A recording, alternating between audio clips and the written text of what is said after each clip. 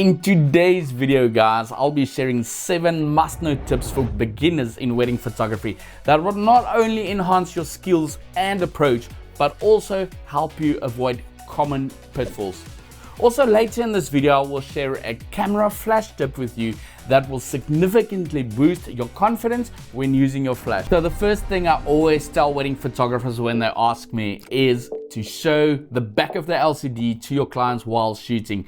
This will not only give them amazing confidence, even though they might actually feel uncomfortable in front of the lens, but they will also appreciate it a lot, and it will be like a little sneak peek to them.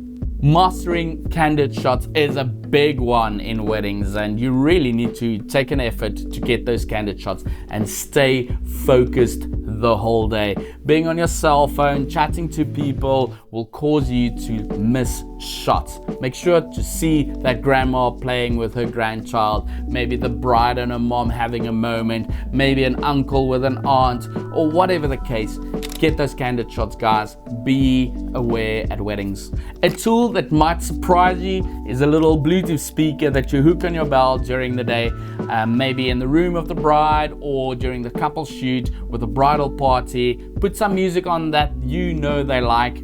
Tip: ask them beforehand what music they like. It will cause for really fun shots and enjoyable environment for them. Make your client feel comfortable by becoming their friend. Arrive early at the wedding and go say hi to the bride and groom and their friends. And here's a big tip for you guys: go without the gear. Leave all your gear in the car and just go as a normal person, getting to know them. Here's another great tip for you guys: is to remember everyone's name. The bridesmaids and groomsmen, mom and dads.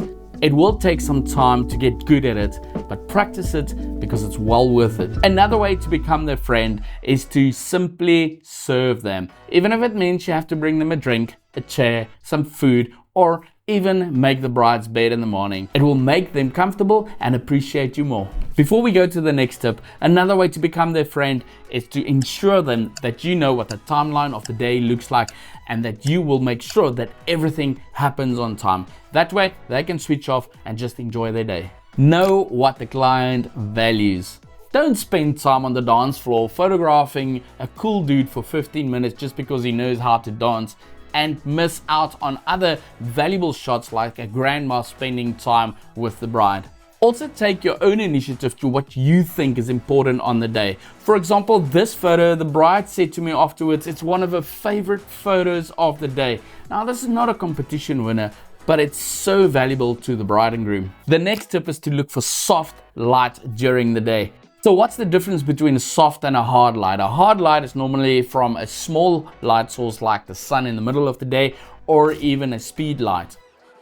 Soft light, however, is what you find in the shade of trees or a big light source like I'm having on me, which creates these beautiful soft shadows. Something else that creates soft light is window light or golden hour or even blue hour, like this example. So before we get to that flash tip I spoke about earlier in the video, there are 2 pitfalls that I identify with regards to wedding photographers.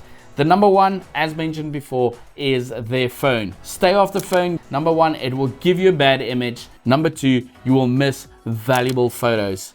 Second of all, shoot to 2 memory cards and make sure to shoot raw to both of them so that you can walk away with a backup in case you have a card failure. Now for that flash tip I spoke about earlier in the video. The best way to gain confidence with your flash is to actually switch it off. Make sure to watch this video to find out why, and also to get 2 epic flash techniques beginners don't know.